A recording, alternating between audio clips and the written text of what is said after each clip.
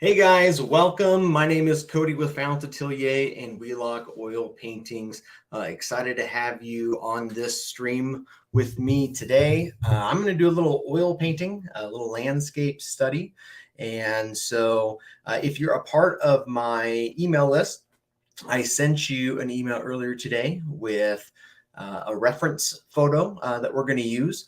So if you want to, feel free to follow along. Grab a piece of paper, some paints, sketch. It can be on a napkin if you want. It doesn't matter. And we're just going to have some fun. So I'm going to go ahead and show you the reference that I'm going to use for the demonstration today. This reference is kind of a fun one here. So is a beautiful photo here of this mossy pond. Now, my kids and wife and I, we were going hiking a while back, and we came upon this little pond along the trail, and I just loved it. It had a great combination of color, temperature, and just elements with the logs floating and the green moss with the trees, and it was a lot of fun. So I thought it would make for a good painting reference. Before we get to that, feel free to ask any questions that you might have. I'll do my best to answer them. We're going to go until about 5 o'clock, give or take. So I'd invite you to, relax and turn on some music, and I'll kind of talk my way through the demo so you can see what I'm doing. And by the way, if you want to leave a comment on the live stream, just so you know, you need to be logged into your YouTube account. If you're not logged in, you'll be able to watch the stream, but you won't be able to interact. I'll try and keep an eye on the comments as we go and answer any questions that you might have. So let's go ahead and get started. All right. So I'm going to be painting on a little 5x7 panel here. So as you can see, it's really small. Oh, and by the way, if you have any, if there's any technical issues that you notice, like my microphone's not working or anything like that, please let me know in the comments so I can fix it. So this is a 5x7 panel here, so it's not huge. You can see compared to my hand, it's quite small, but that's okay. I like to work small. It allows me to get these oil studies done relatively quickly. And as you can see, I've taped it off. I like to leave room on the panel for some notes for my color mixtures and whatnot. And so I'm going to show you my color palette for today as well. Let me grab that. See if the camera picks it up here. There we go. All right, so my color palette for this painting today, I always get lots of questions about, oh, what colors do you like to use and that type of thing. So I thought I would go ahead and share that with you. So I use what's called a limited palette. So a limited palette means that we're going to, as you might guess, limit the number of colors that we're going to use. I do this with my coaching clients and use it myself. If you can simplify the color mixing process, it makes color theory so much easier. So I'm going to run you through these real quick before we get going. My white that I like to use is just a titanium white, and this is oil paint, by the way, water mixable oils. This is the Artisan line by Winsor & Newton.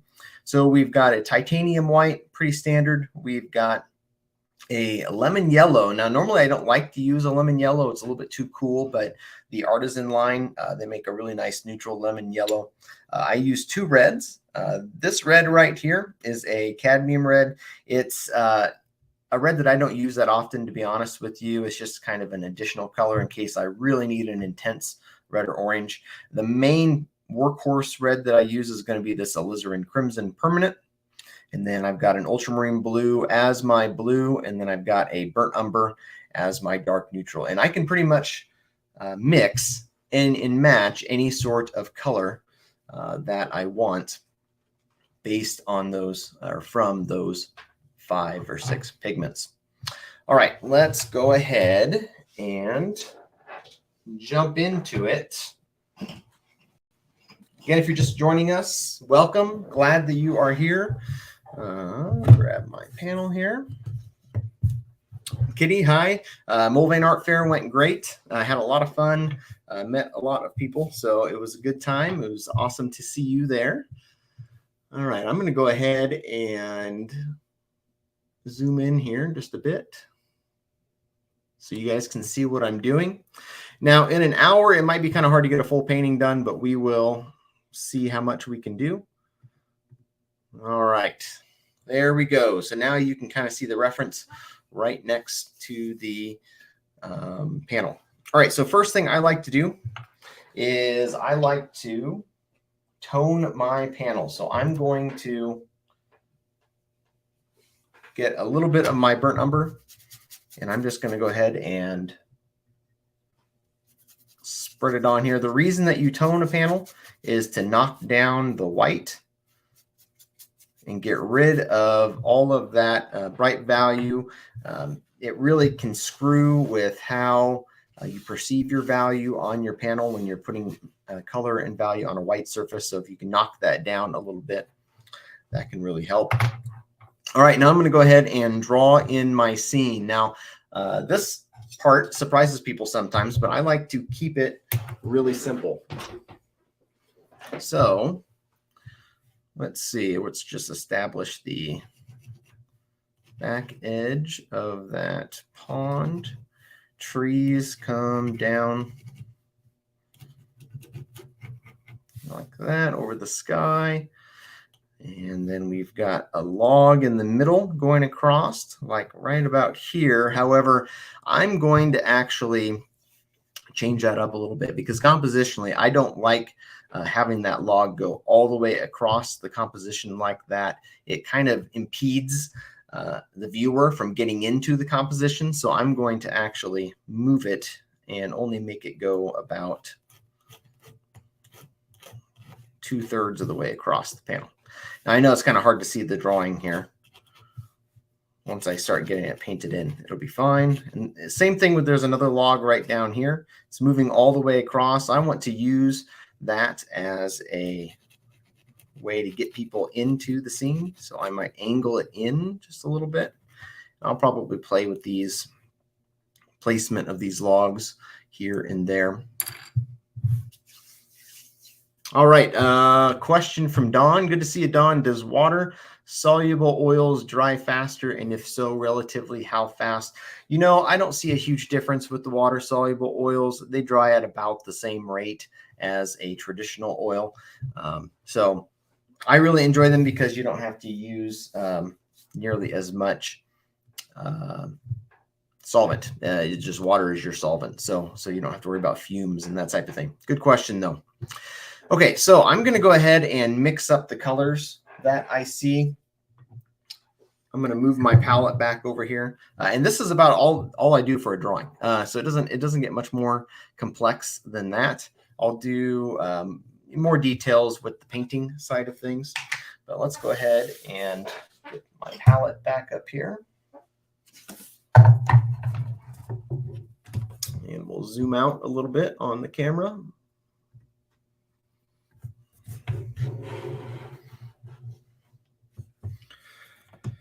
Now, the camera isn't going to pick up these colors exactly how I'm seeing them as I mix them, but we'll just see how good we can do. There we go. We can kind of see all the colors in there. So now what I'm going to do is I want to try and match the colors that I'm seeing the best I can. I'm going to simplify it down. I'm not going to mix every single color that's in there, but I do like to pre-mix a handful of colors and use those as a good starting point. So with the black in there, I usually start dark and go light. So I'll just mix myself up a black, and I'm going to go through this quickly so we can get to the painting. If you have any specific questions about the color mixing, let me know.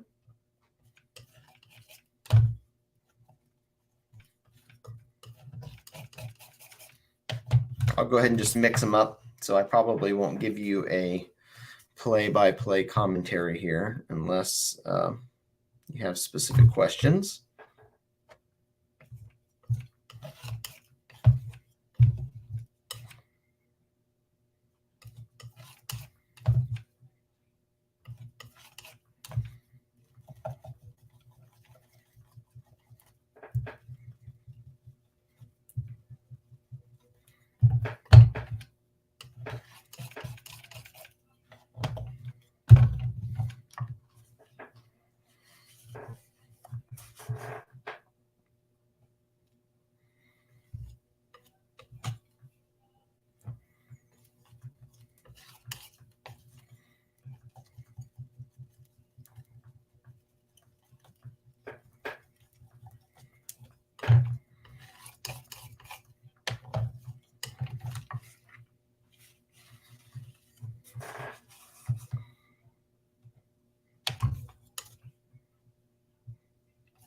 One of the nice things about a limited palette is that you get to know your pigments really well because you only have a few of them. And so you learn how to mix and match with them very quickly and how to match things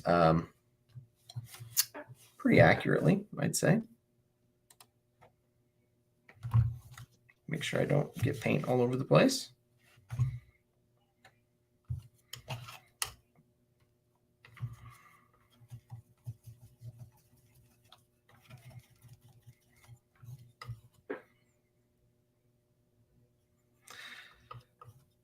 I find you have to be careful with the Winsor Newton Artisan Lemon Yellow because it tends to be a very weak color, meaning that it takes tiny bits of other colors to change the hue.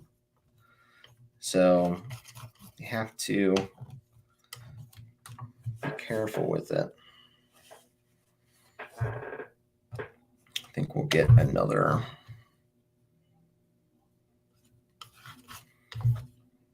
green in here.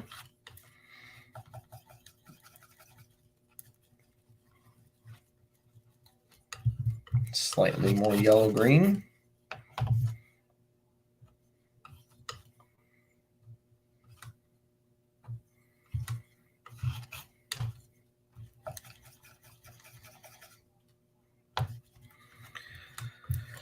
So there's a question, how long did it take me to learn to mix the colors and get the shades that I want? Not as long as you might think. I'm a big believer that if you understand the fundamentals of color theory, hue, value, chroma, how to manipulate those with a limited palette, you can match a color pretty fast actually and get pretty good at doing it. It's something that we go through in my online coaching program, in-studio coaching program. Quite a bit is how to quickly mix and match colors using this palette of 6 pigments. And once you get the hang of it, you can zoom right along. Okay, so we've got some kind of bluish colors in here. But I will say doing this, using the same pigments for several years helps with being able to do it quickly. And I try to make sure all my students know that this is just a starting point. So I by no means am married to using only these colors. I will kind of mix between them, and I might mix a new color as I go. So I don't have to, say, well, I can only use these and nothing else. But this gives me a good starting point. And doing this first, taking the time to mix colors first, really helps with making the actual painting process go faster.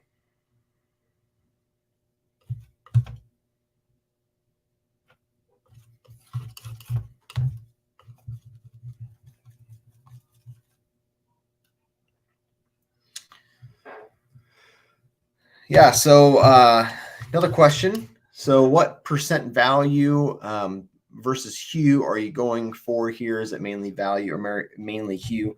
Good question. So right now, I'm kind of simultaneously thinking about hue, value, and color temperature to try and make sure I have a really good variety for all those greens and blue greens and yellow greens that I'm going to see in here. Value is always going to be most important in every painting. So you want to make sure that you have good value structure regardless of how many colors you have or how many color temperatures you're using. So I don't think about it too distinctly, I guess I would say, in terms of percentage and all of that.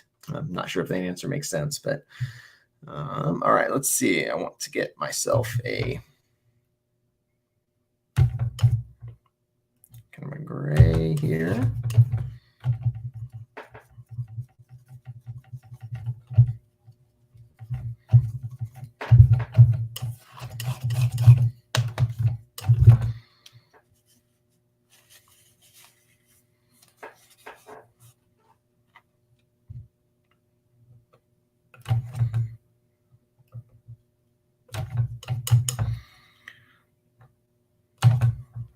And give myself a slightly lighter, warmer neutral.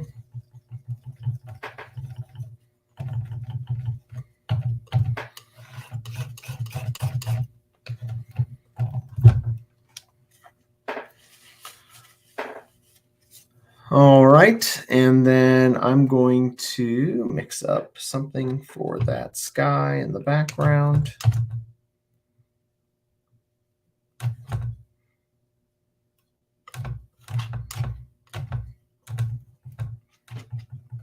The good thing about doing a small painting is you don't need to mix up a ton of color volume-wise. You can keep the piles relatively small. Of course, the bigger the painting, the larger you have to, larger amounts and more you have to mix.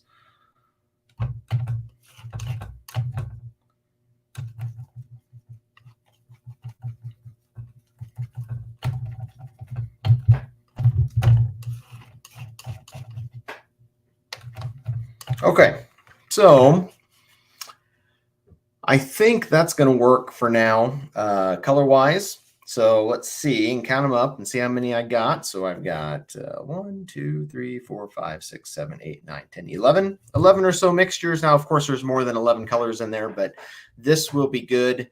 This will kind of allow us to do everything that we need to do in the painting. And as I said before, I can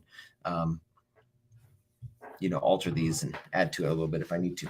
All right, so let's put the palette to the side here. Pull this back down. Now in the future, I'd love to have a 2-camera setup to do these live streams, but right now I just have the one. So I think what I'll do, we'll see how this works. Now, I don't know if it'll work very well. So I'm just going to zoom in here.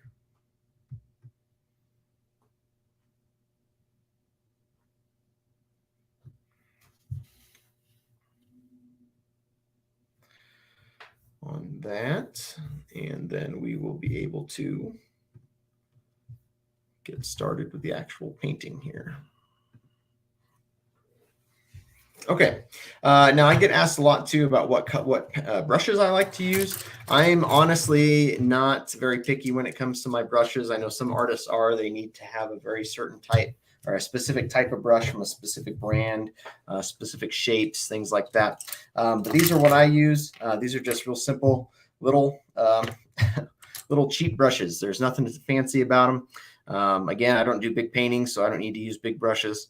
And this allows me to pretty much do everything that I need, and I probably don't even need to use this many brushes. And then, of course, I also have my palette knife, which is a really good paint application tool as well. So I'm going to go ahead and start the painting. Let me move my palette just a little bit.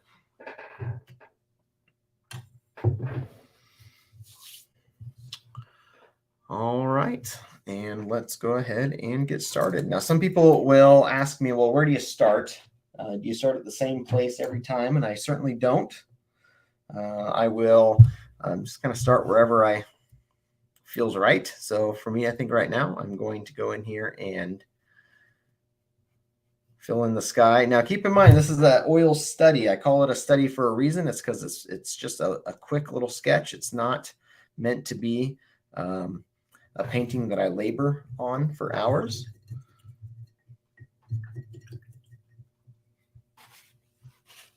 And again, if there's any technical issues with the video or the stream, let me know. I'm going to prop up that panel just a little bit here. Let me grab things to try and reduce the glare. Let's see if I can get a roll of tape under there. There we go. That should allow you to see that color a little bit better. The perspective will be a little strange. You can see how it's kind of receding a little bit back, but that's all right. It'll still work. Okay, so I'm going to go ahead and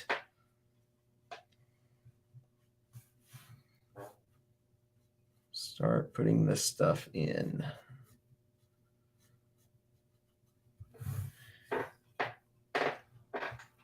If you're not on my email list and you're still would like to just kind of sketch along with me, even if it's just with a pencil and paper or whatnot, in the description below the video here on YouTube, I went ahead and put a link to this reference photo, so you can sketch along with me if you want. If you're on my email list, then I sent it to you earlier today. If you're not on my email list and you want to be on my email list, send me a note, and I will get you on there.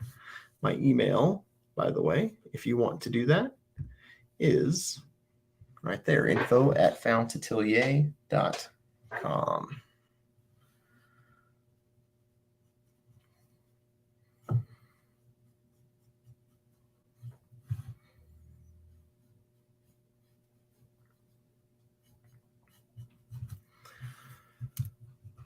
Let's see. Now, my main goal at this point of the painting is just to get canvas covered.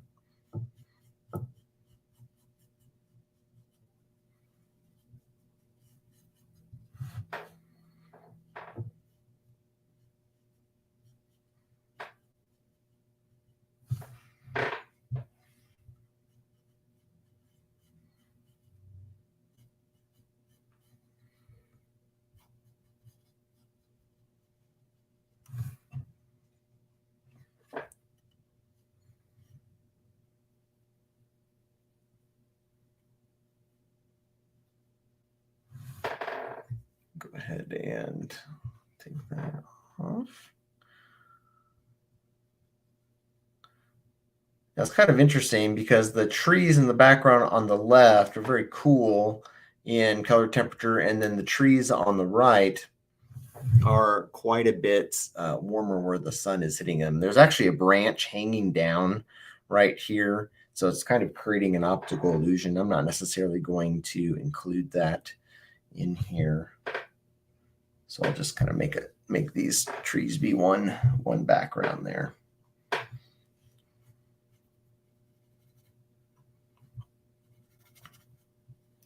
I think this goes for a lot of artists in that usually when you watch the start of the painting, it looks like a hot mess. So this one will probably be along the same lines as that.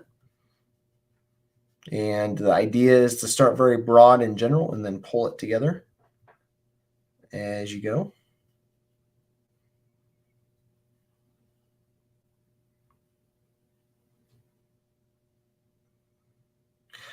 Now you might notice that I'm going fairly dark here with my color and my values. And I actually like to go dark and then build my lighter values on top of the darks.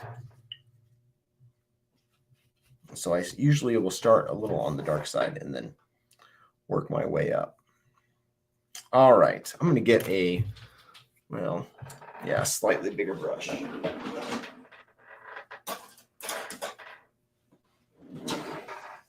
Okay, this should work. So as you can see, it's not much bigger, but that will help. All right, now one of the things that you notice on the reference here is that, let's get rid of that, there we go. One of the things that you notice on the references here is that toward the bottom, it's very cool and blue, and then as it moves up, it gets warmer and warmer, and then you've got this wonderful little hit of really warm, light value yellow-green. So we're going to go ahead and try and replicate that, and I'll put in some of the detailing in the pond later, but I want to get that gradation correct first.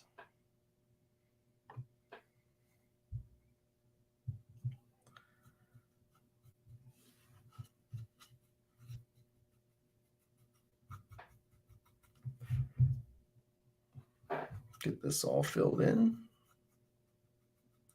If you're just joining the stream, welcome. Glad that you're here. If you have any questions about it, feel free to leave a comment in the video. I'll try and answer any questions that you have as I go here.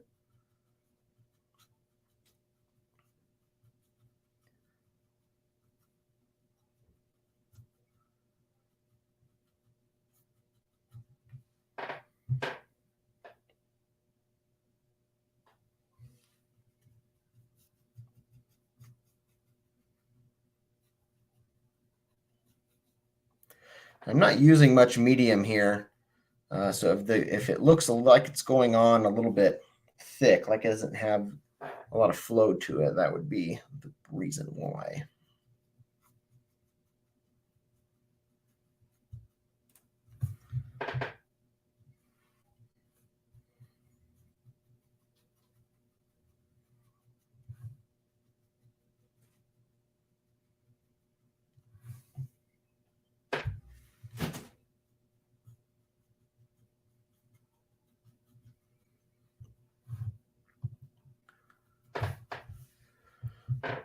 Yeah, good question. Don asks if the medium here is water or something else. It's actually a medium specific to the water mixable oils. It's right here. It's the Artisan. It's called thinner. So it looks like water. You can see in the bottle there. It's very thin and watery, but it has a kind of an oily feel to it. So it doesn't dissolve the oil in the paint quite as quickly as straight water would. And so it's a little bit better from an archival standpoint to use that thinner versus just water to thin down your paints. I've seen some people use just water to thin down the paints with the water mixable oils.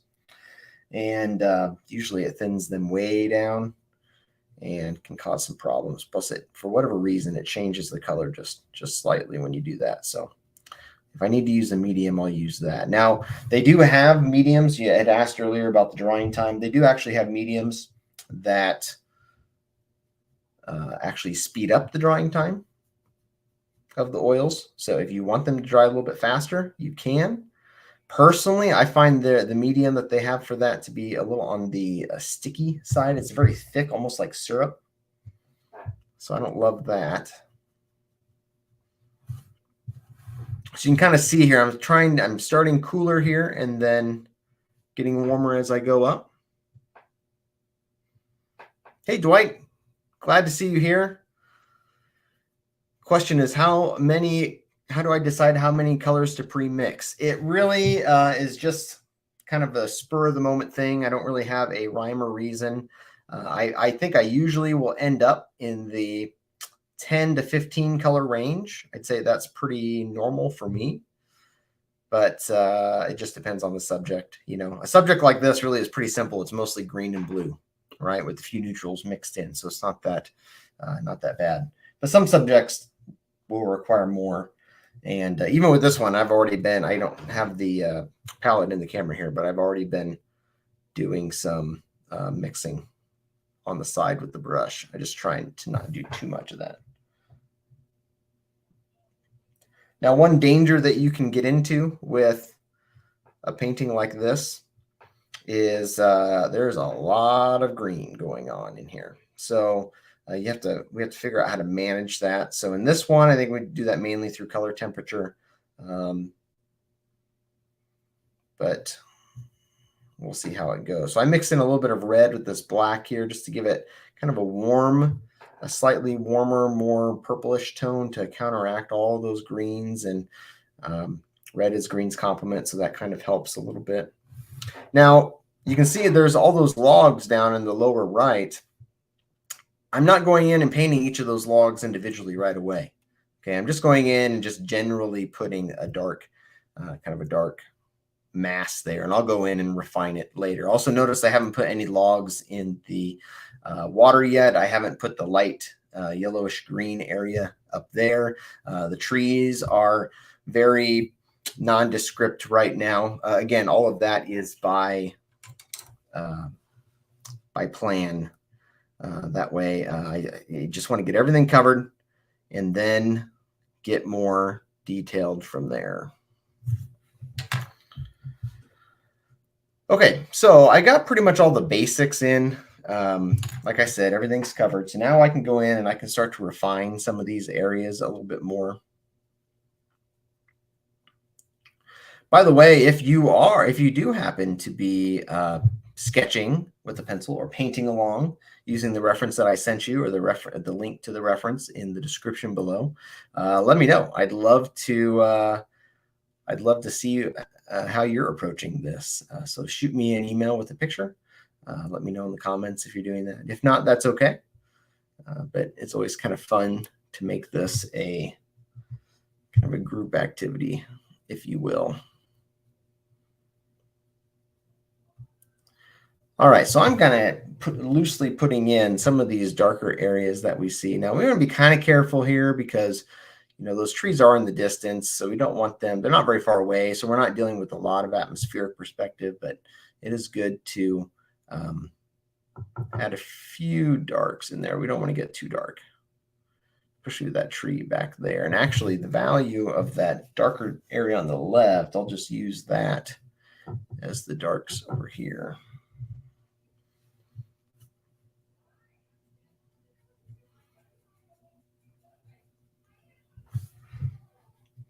It's always a good idea, even when doing little studies like this, to identify where you want the focal point to be in the focal area. And for me, it's going to be this area right here where that yellowish green is hitting the water. I really like that, especially the contrast with the cooler blues directly below it and the darker values in the trees behind it. So I'm going to emphasize that. So I'll build up to that eventually here. All right, so I'm going to put some lighter values in the tree back here.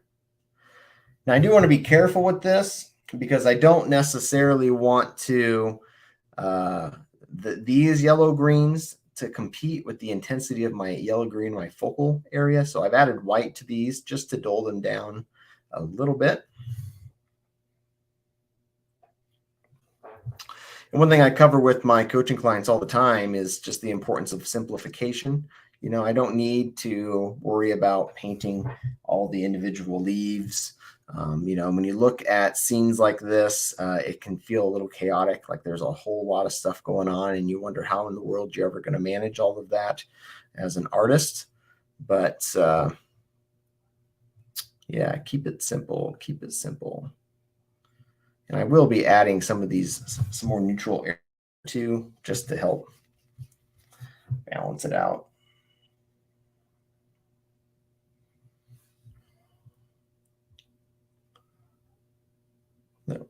That way we don't have too much of a green overload. So technically this tree in the left here is in the shadow, so I'm using a darker value here to kind of help it stay in the shadow, but it needs a little bit of value variation. So I am going in here with just a slightly lighter bluish green to indicate different masses of leaves.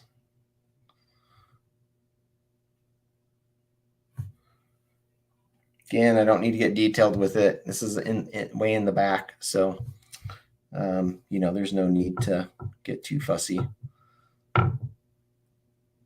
with it. Grab some of my sky color, work into this just a little bit, create some sky holes.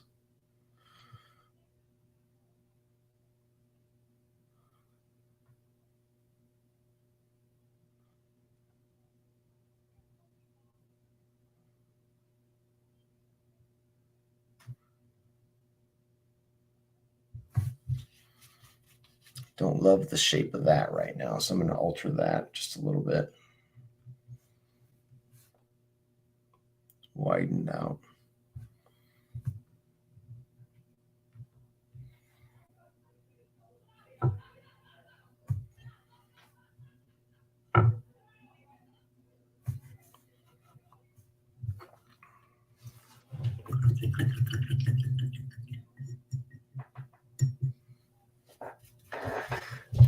Yeah, sky holes. Love the sky holes. A lot of times people will actually, they'll try and paint around sky holes.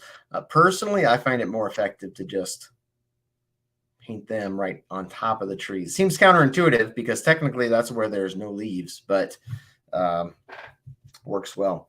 And in fact, I'm going to go ahead and use my palette knife here.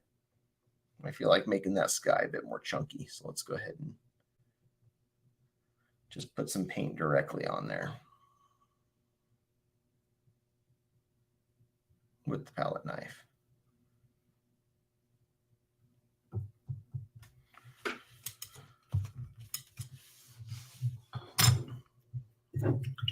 All right, so now we're making a little bit of progress here. There is a little bit of lighter yellowish green on that tree on the left, just a little bit where the sun's hitting it. So maybe I'll put in just a few colors there. Where are we at on time? 36 minutes. All right, I think we're moving along pretty well.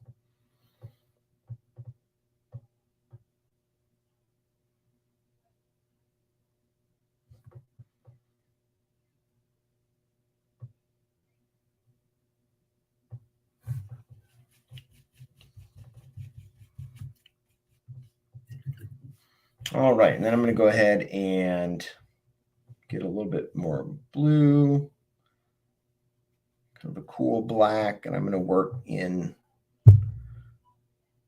the shadow area up here just a little bit more into the trees.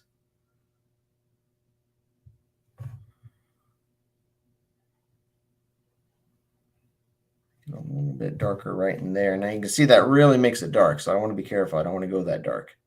So what I'm going to do is I'm going to kind of blend this into what's underneath. Sometimes people don't like so this would be considered alla prima painting. So the sense is that you're painting wet paint into wet paint. Some people don't like that because you can over blend really easily. But I like it. You just have to know when you can and can't do that. Okay, so notice along the edge here, there in the reference, there are some, looks like some just bare tree, some stumps and whatnot. So I'm going to go ahead and put some of those in. So I always start with the darks first. There's not very many darks over there, to be honest with you, but maybe it's kind of a warm dark. So I got a little bit of some burnt umber and black over here. And, these shapes aren't real distinct over here. So I'm just going to kind of roughly put this in.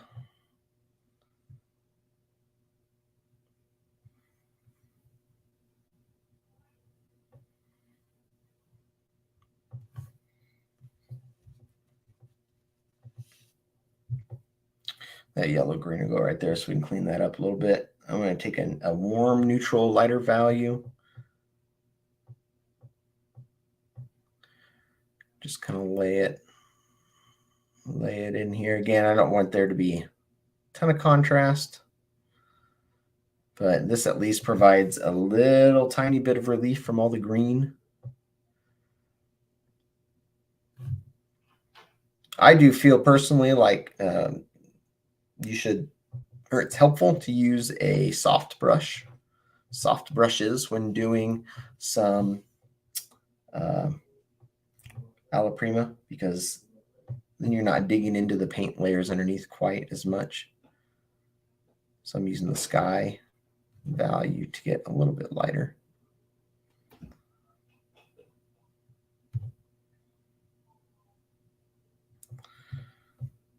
Blend some of that in there. We don't really see much of that over here. There might be a little bit underneath there, but it's pretty dark, so I might just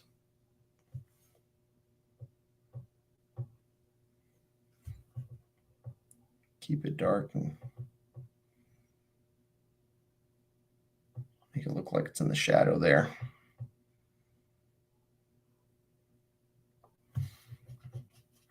Okay, wonderful. So now we are going to go ahead and jump into the foreground area there a bit with some of those logs. And as I've mentioned, the theme of this whole thing is keeping it simple. So I don't want to worry about trying to get all the details in. I just want to keep it simple. I feel like that should be a sign that every artist has in their studio. Keep it simple. I've also heard the phrase, keep it simple, stupid, but I feel like that would be kind of insulting to yourself, so maybe don't do that. All right, there's this big log in the middle, and as I mentioned when we started, I don't really want to make it go the whole distance because I want there to be a little pathway here for our viewer's eye to get back to our focal area, so I'm just going to kind of stop it part way. Now this is sitting in the mossy water here, so I want to keep those edges nice and soft. Now I'll go over there with some highlights, but right now I'm just getting everything placed where I want it to be. Then there's some other logs. There's one kind of right here. Another one kind of right there. Again, this is a study. I'm painting this as if I were painting in plein air, so I'm not going to get too worried here about precise drawing. Would have loved to have painted this scene in plein air, but we were on a family hike, so that wasn't going to happen.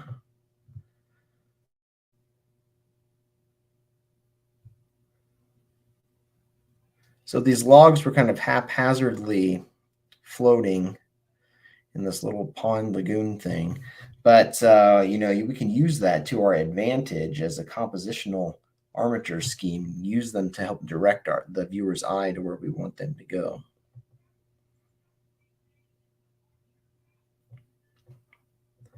Now, what I'm doing right now does go against the what I tell my students a lot of times, in that you should always paint your darks into your or your lights into your darks versus your dark values on top of your lights, because the light values tend to be so opaque and powerful, they just swallow up those lighter values. Obviously, I'm doing the opposite of that right now. I'm not putting my lights on top of my darks. I'm putting my darks on top of my lights. But as long as you're careful with it and don't get too fussy and overblend things too much, you can make it work. You can see that I really only have about 3 passes with my brush before it starts to the value starts to die off, because of it's mixing with the lighter values underneath.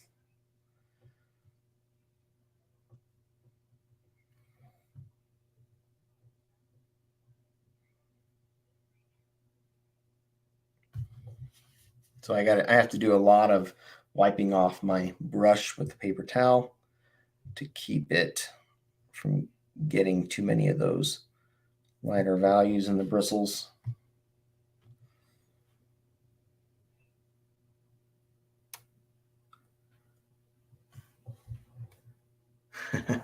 The kiss method, I like it. That's good.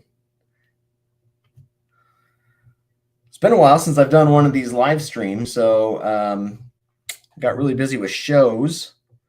So most recently, depending on when you watch this video, I was at the Mulvane Art Fair, had a lot of fun there. Going to Minneapolis here in a couple of weeks, do a couple shows in the Minnesota area, one in Wisconsin on the weekends when I'm not teaching at the studio.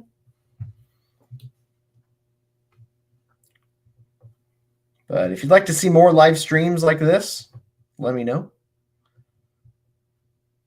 Happy to try and do them a little bit more regularly if people think that they are enjoyable and helpful.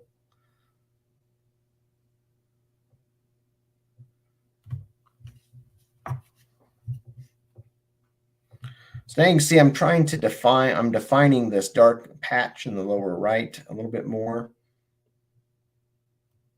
using a slightly bigger brush. Now, again, I'm just kind of placing these in here at the moment. I'll eventually go in with some more color and values to create some form on those logs. But this will be a good starting point.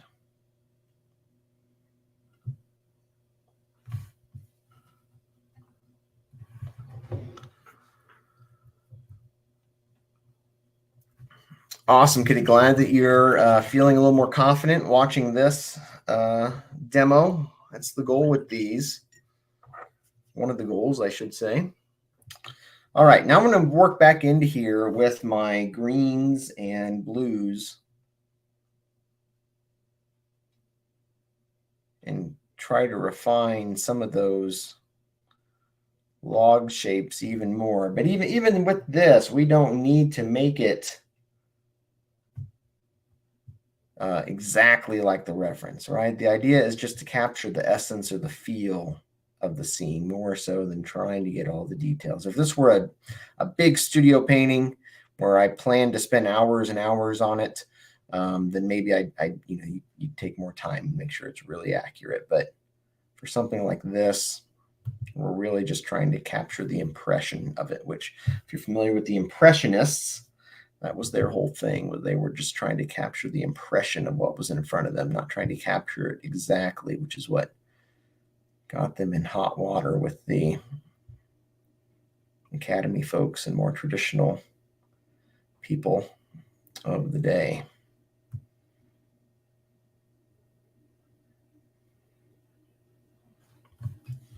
Now, I'm going to go back into those logs a little bit. I'm going to mix up I know it's off camera here, but I'm going to mix up a lighter bluish gray.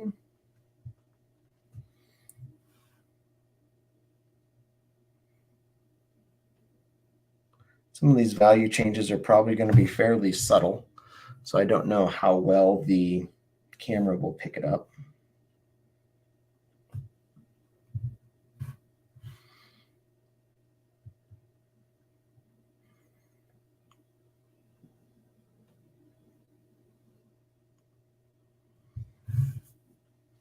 So you can see how just going over the form of that first log a little bit with a lighter value,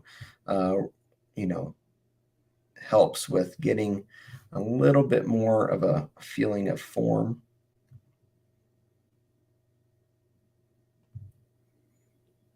In there.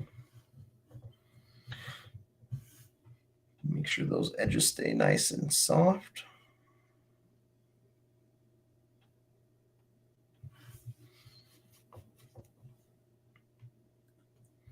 We have a little bit more of that over here in the hot mess of branches. And really, this is down here, this area is almost more of an abstract painting than anything.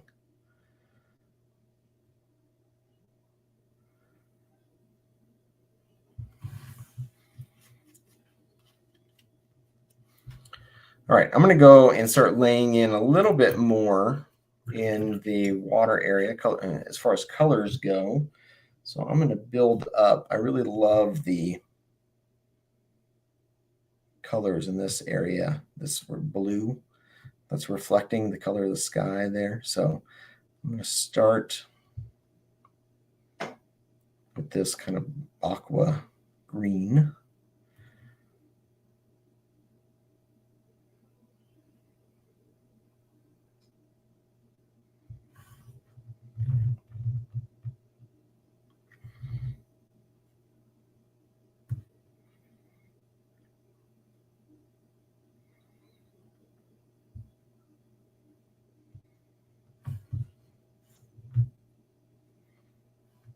So a little bit of it up here to the left too.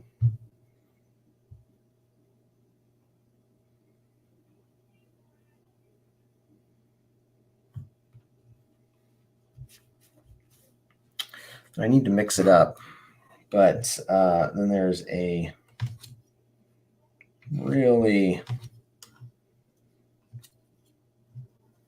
light blue. Well, it's not really light, but a more intense blue in that reflection there. So let's go ahead and put some of that in right down here.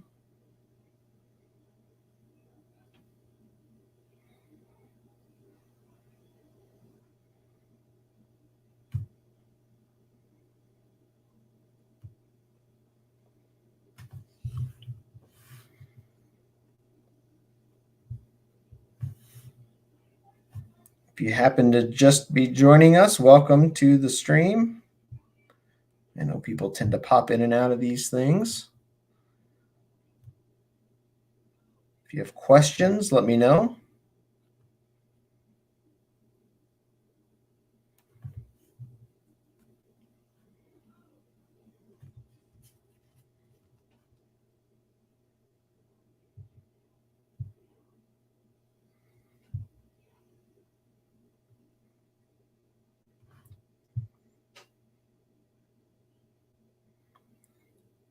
I want to be careful here because this is in the shadow, so we don't want to take away from our focal area. So I'm going to try and keep all of this fairly soft. You don't want there to be a ton of contrast.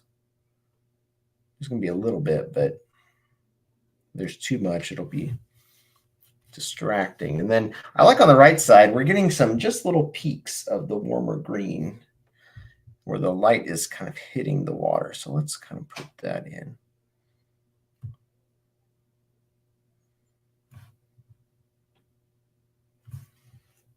Go ahead and soften that and kind of blend that in. I just feel like Bob Ross when I'm doing these. I would use some Bob Ross sayings, but I feel like YouTube might flag me for copyright.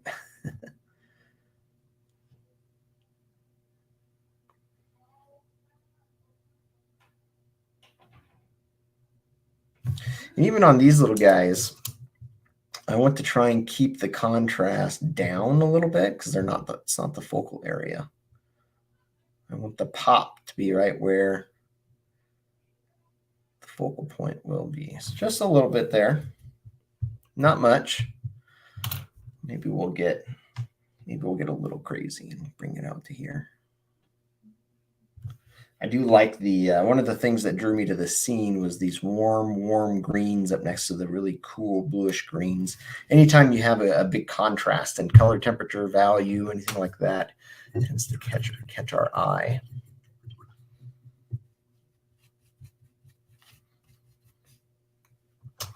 Looking at the video, I don't like the amount of contrast on that log down there. So I think what I'm going to do is I'm going to go over it. I still want it to be dark, but I'm going to soften this up.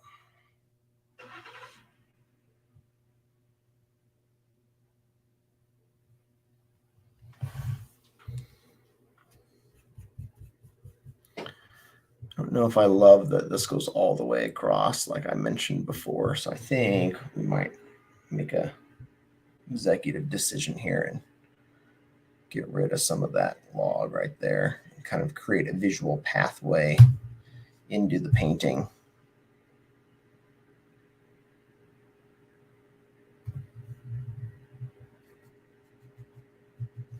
One of the hard things about painting in general is that you've got to make a lot of decisions. And, there's a lot going on in any given piece that you kind of have to think about at the same time. And then when you do it in plein air, you have to also worry about the weather and the bugs and the wind and people watching you and all sorts of stuff. So I like the challenge. Okay. So I like that. I like that a little bit better. I think there's some more work that we could do in the foreground area there as far as refining some of these shapes. For instance, this log shape could definitely be a little bit better with some more darks underneath. If you're just joining, hello, feel free to say hi in the comments and ask any questions. By the way, if this looks interesting to you, I would definitely encourage you to check out my site here. This is my coaching site. So if you'd like to learn more about how you can do this yourself, I would love to help you out with that. So feel free to go check out the site there. At the bottom of that page on that link, there'll be a little video that you can have emailed or straight to your inbox that kind of gives you an in-depth look at what the program entails and what it's all about. So I would encourage you to check that out if you think this is kind of interesting. Okay, so I feel like we're in decent shape there. Still not completely happy with the foreground. That might be an area that needs some more work yet, but I want to go ahead and get to the area in the focal point area. So I'm going to go ahead and grab my yellow here, my yellowish green, I should say, and we want to be judicious with it. This is the climax of the movie, so we want to make sure that it has some pizzazz and some pop. So I'm going to go ahead and just glob it on here with this brush, nice and thick.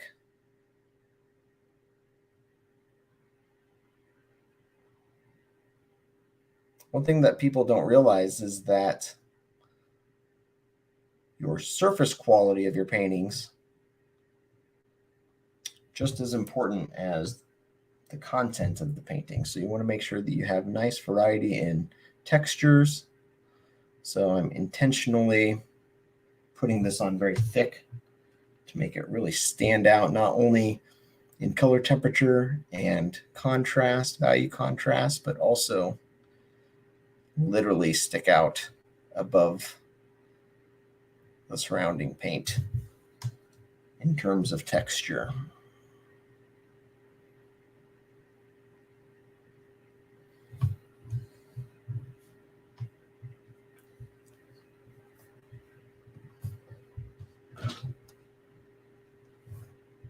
Thanks for the shout out there, Kitty. I apologize.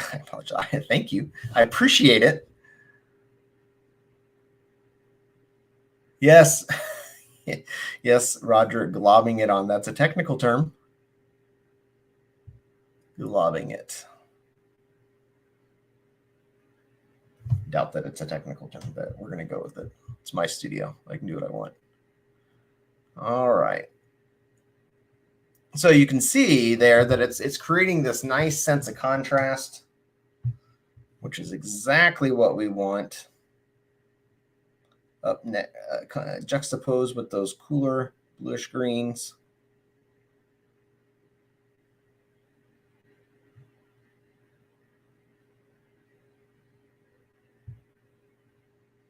I want to make sure the edges stay nice and soft. This kind of reaches over a little bit here.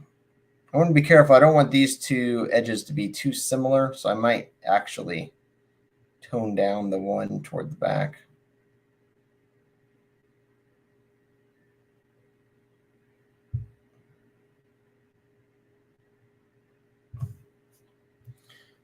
Now that they're on there, I know it's kind of hard to see in the camera, but you can tell how this is quite a bit different and more intense than these. And that was on purpose so that I could try and make sure the attention is on the focal area. So I'm going to go in there and soften that back part.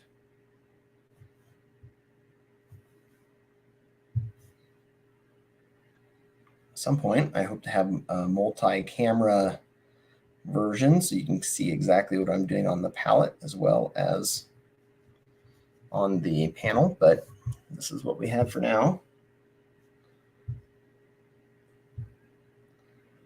All right, and I love this light area here, so I'm going to actually soften the edge of it up into that dark space a little bit.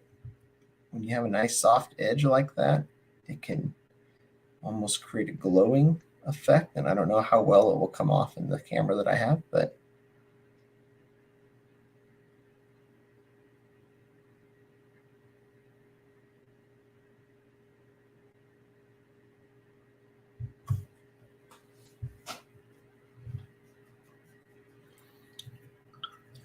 all right, so the area right over here is looking a little empty. I'm going to put a couple other little logs in there. Nothing major.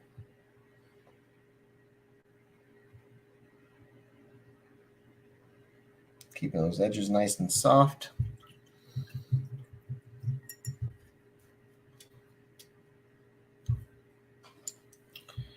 Then I'm going to work kind of a grayish, bluish green. There's another technical term, grayish, bluish green into this area here just a little bit. And actually, you know what? Let's get crazy. It's 5 o'clock. at the time of filming. I'm going to mix in a little bit of red into here again, just to add a little bit of contrast to that green. I don't want to get too nuts with it, but that'll add some nice variation in the value. So I know we are at 5. I said that we go to around 5-ish. Almost done with this, so we'll probably go just a little bit longer if that's okay.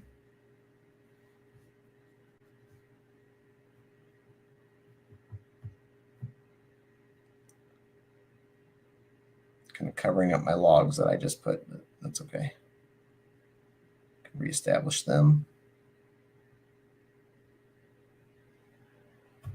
There, I kind of like that a little bit better. Maybe I'll put a little bit of green in there, but that breaks up those greens just a little bit. And then there actually is just a touch of sun hitting right in this area. I think I'll just put it right here.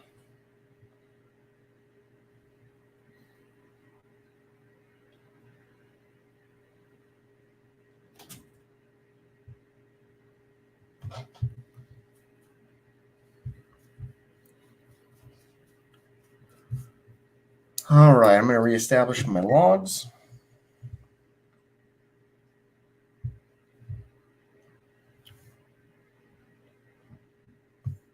And they're honestly more of a dark grayish, bluish green over here. So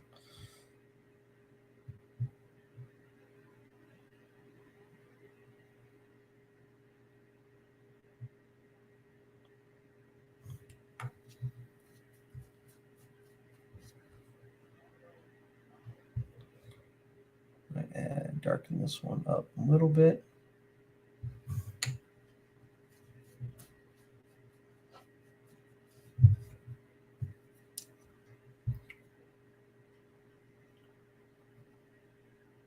Go in and this is a little bit lighter right in here. Now the thing is, I still want those the light warmer green hitting over there and on the right. So I gotta be careful to not get too bright. Honestly, this is the fun part for me, when you kind of got it all put in and now it's just playing around and adding variety.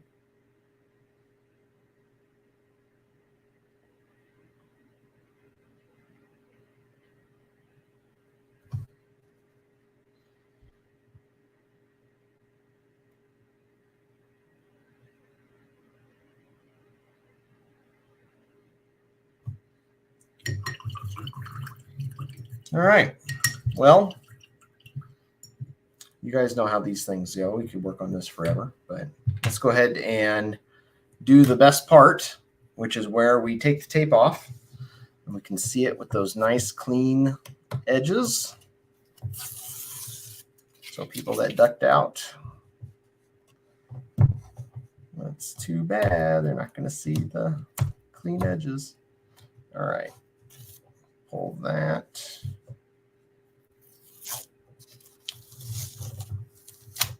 Pull that down.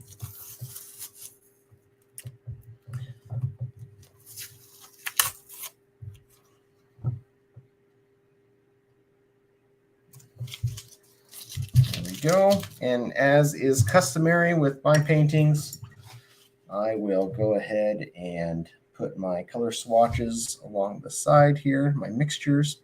So these are all of the mixtures that I came up with at the beginning.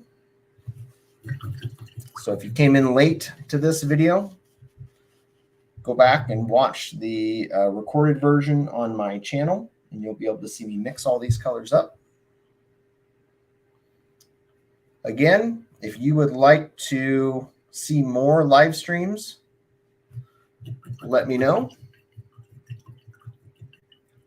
We got a question here. How would I paint the muck at the bottom if I wanted to? Stippling or flicking some paint on it with a toothbrush?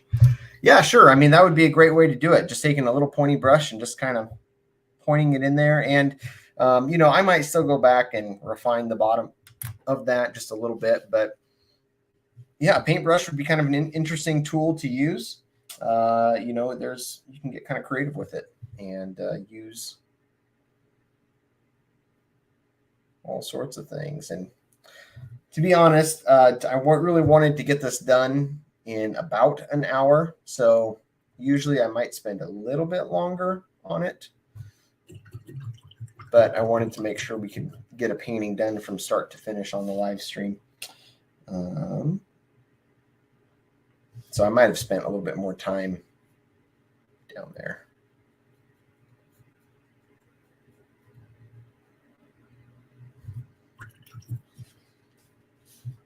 Okay, gonna move on up here.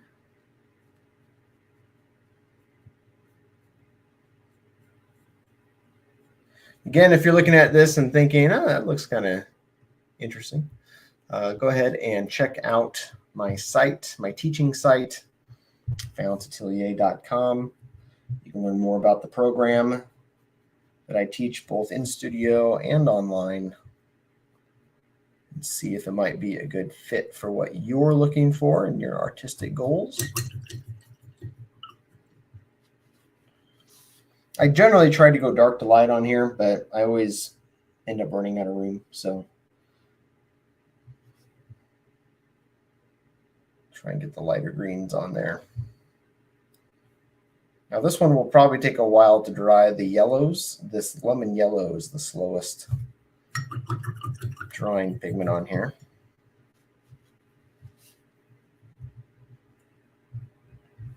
Let's go ahead and put our one non-blue or green color in here.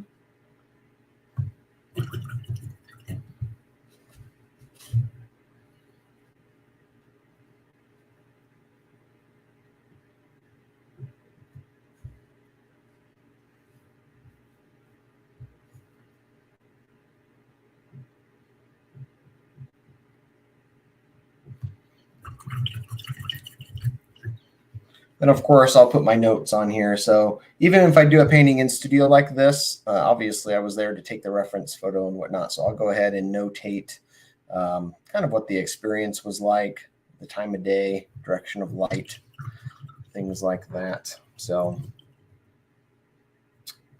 okay. Well, there we have it, folks. It is 9 minutes past the hour, so I feel like we did pretty good. Again, check out valentatelier.com if you have any questions about anything. And I'd love to help you out. So we'll wrap it up from there. Thanks for watching. I really appreciate it. Feel free to send this link to your friends if you think other people might enjoy this demo as well. And I hope that you have a great week. We will see you next time.